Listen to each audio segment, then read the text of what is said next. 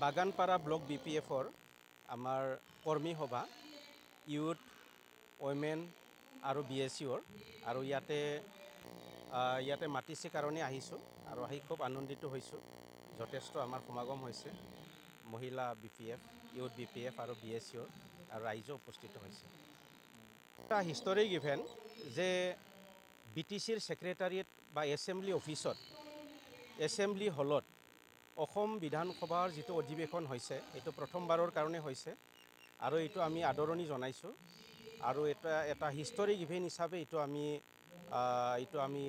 গণ্য কৰিছোঁ আৰু এইটো অনাৰেবল CM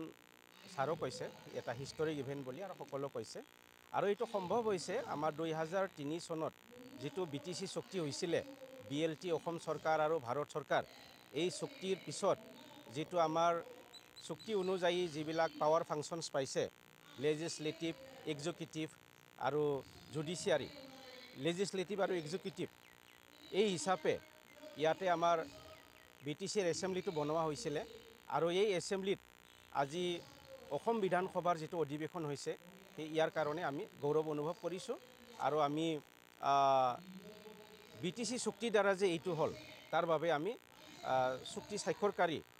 BLT অসম চৰকাৰ আৰু ভাৰত চৰকাৰক ধন্যবাদ দিছোঁ। সেইটো সকলোৱে সেইটো গম পাইছে যে আমাৰ দলৰ পৰা তিনিজন বিশেষ বিষয়বাবত থকা ব্যক্তি তেখেতসকল UPPL দলত যোগদান কৰিছে। ইয়াৰ দ্বাৰা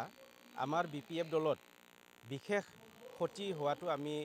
দেখা পোৱা নাই কাৰণ তেখেতসকলৰ লগত আমাৰ BPF দলৰ যিটো সমৰ্থকসকল তেখেতসকল জইন হোৱা নাই।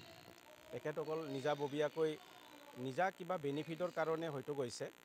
আৰু আমাৰ যিহেতু দলীয় কোনো নেতাই তেখেতসকলৰ লগত সহযোগিতা আগবঢ়া নাই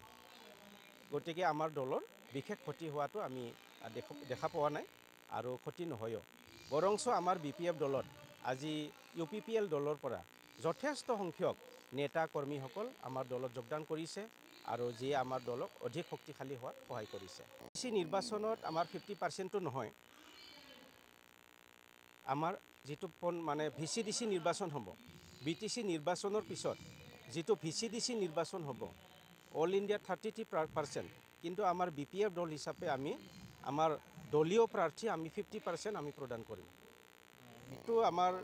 কাৰো লগতে মিত্ৰতাটো নাথাকে আমি BPF দল হিচাপে অকলে আমি BTC নিৰ্বাচনত অৱতীৰ্ণ হ'ম আৰু আমি খুব আশাবাদী আমি বিশ্বাসী আৰু আমি সংখ্যাগৰিষ্ঠতা লৈ মিনিমাম 25টা আমি সিট পাই আমি হাগ্ৰামা মহিলাৰী ডাঙৰীয়াৰ নেতৃত্বত BPF চৰকাৰ আমি BTCত বনাম। বিভিন্ন আঁচনি আমি ৰূপায়ণ কৰিম। আমাৰ PMB মিটিং হৈছিলে CWC মিটিং হৈছিলে আৰু তাৰপিছত আমাৰ যোৱা 19-20 তাৰিখে আমাৰ 6th ট্ৰাইনিয়েল কনফাৰেন্স আমাৰ অনুষ্ঠিত হৈছিলে আৰু এই কনফাৰেন্সত আমাৰ আলাপ আলোচনাৰ যোগেদি আমি BTCত পাৱাৰত অহাৰ পিছত আমাৰ হাগ্ৰামা মহিলাৰী ডাঙৰীয়াৰ নেতৃত্বত BTCৰ চৰকাৰ গঠন কৰি আমি কি কাম কৰিম ইয়াৰে সিদ্ধান্তবিলাক লোৱা হৈছে। ইয়াৰ ভিতৰত আছে আমাৰ মাটি জৰীপ কৰা BTC অঞ্চলত মাটি জৰীপ কৰি 2003 চনত 10 ফেব্ৰুৱাৰী BTC চুক্তি হোৱা দিনলৈকে যিবিলাকে BTC অঞ্চলত বসবাস কৰি আছিলে আৰু 2005 চনত যিটো ফাৰ্ষ্ট BTC ইলেকশ্যন ইয়াৰে ভোটাৰ লিষ্টটো চাই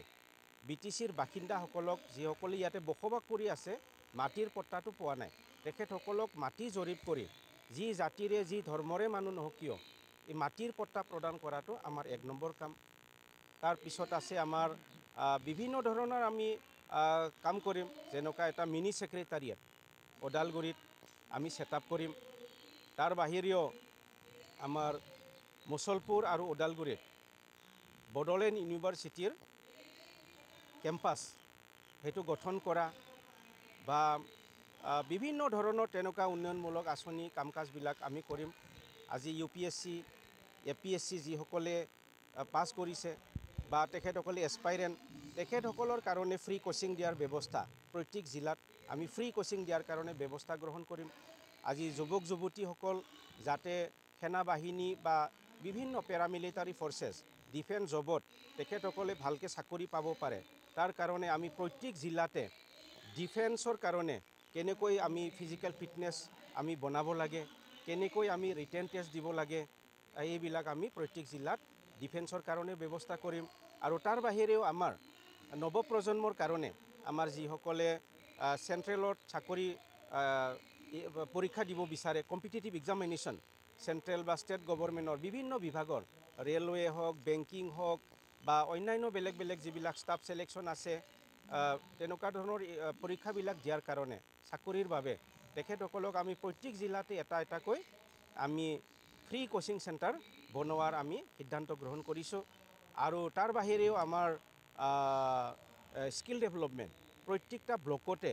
আমি এটা স্কিল ডেভেলপমেণ্ট চেণ্টাৰ আমি গঠন কৰিম। নৱপ্ৰজন্মক যাতে আমি